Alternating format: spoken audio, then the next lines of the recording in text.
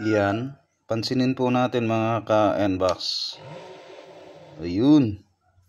Offset yung kanyang inner bore sa kanyang outer diameter mga ka-NBox. Yes.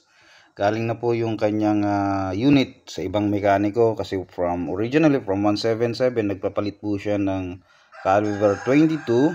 Pinalitan yung panumpit, tapos yung panumpit ganito po. Ingat po tayo sa pagbili ng mga panumpit mga ka-NBox.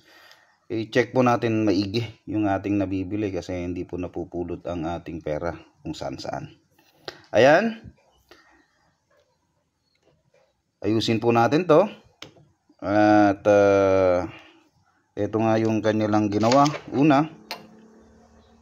Ayan. Talaga mahirapan po papasok yung ating pellet pusher dyan. At mayuyupi every time yung kanyang pellet pag pinapasok. So pinutol ko na. Then gawan na natin ng paraan. Thank you sir for trusting NBox. Ayan. Sakto ang sukat. You know. Okay, yung dating barrel na offset, sentrong-sentro na po yan mga ka-NBox.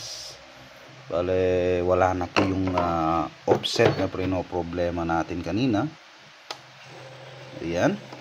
Meron na rin pong o-ring dyan sa loob. May o-ring na po yan. Seal factor. Stopper po yan ng kanyang magazine.